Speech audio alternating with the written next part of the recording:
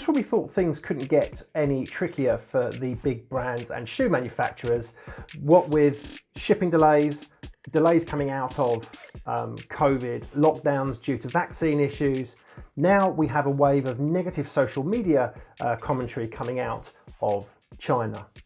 So what's caused all this? Well, we know that the human rights practices around the treatment of Uyghurs in the Xinjiang region of China has been in the spotlight for some time. But in the last few days, we've seen the US, the UK, and also the EU have put in place stricter sanctions on certain individuals and officials in Beijing and in Xinjiang to punish, if you like, as we continue to look at and investigate the sort of human rights breaches, etc.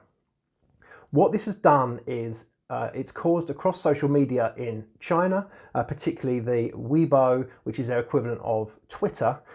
It has been a big wave of anti-Western sort of brands. Anyone that's made any commentary towards not purchasing cotton from the Xinjiang Uyghur region, it is getting a lot of negative press. So H&M have come out fairly recently with a statement along the lines of saying that they won't be buying any cotton from that region. Nike have as well. Now, these comments from these brands haven't been released in the last week or two, etc. There's stuff that even dates back to Q3 or Q4 of last year, but it's just now with these additional sanctions, it seems to have really sort of stirred the hornet's nest. Now, the problem we have for the brands, particularly Nike and Adidas, etc., is twofold.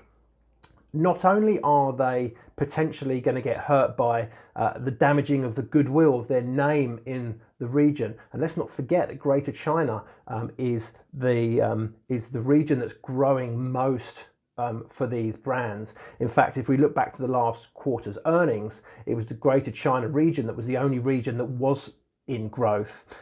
Nike saw 42% growth in Q2 in Greater China compared to Q2 of the previous year. Also, they're putting a lot of their eggs in the basket of this region to grow going forward.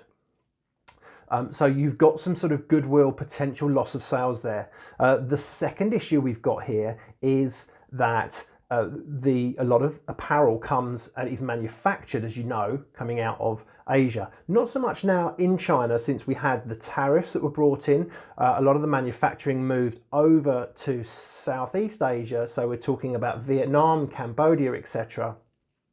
But there is still about 20% or so of apparel comes out of China. But also you need to source the cotton for the manufacturers to be able to make the products.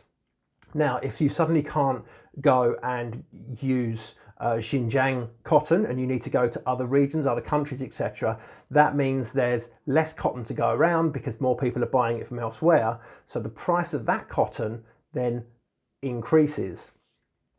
That can then put upward pressure on your manufacturing costs. So at the moment, we've got the brands are seeing increased costs because they're having to deliver everything from online, so their fulfillment costs. We're seeing big increases in the shipping costs. Remember, we've got this shortage of the shipping containers, as well as now the Suez Canal being blocked, and it's looking like it could even be weeks before that's cleared.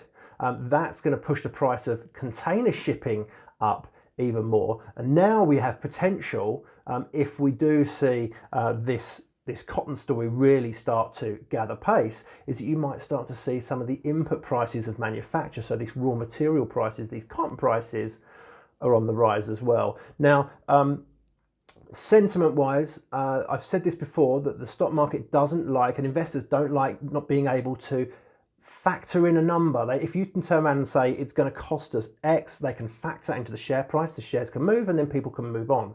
If we don't know the implications, particularly when it comes to how a company is perceived from a goodwill basis, how their name is going to be perceived and if it's going to affect sales going forward, people can tend to catastrophize a little bit and bring in a bit of a worst case scenario. So we've seen Adidas shares falling just over 6% today.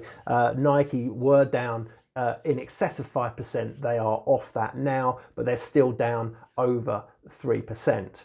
So it's definitely one to watch here. At the moment, it seems like there's one thing after another for these brands to have to contend with, and if they hadn't had contended with enough in 2020, there's still stuff coming thick and fast. So it's definitely one to keep an eye on. If you want to have any, if you've got any questions on any of this stuff to do with sourcing materials or this particular story for the Xinjiang province, then please do give me a shout. Make sure you're following the Sneakonomist on Instagram, Full Frame Kicks on Instagram, and make sure that you are fully subscribed to Full Frame Kicks on the YouTube channel with notifications on, so you get all the latest content the minute it drops. I'll see you there.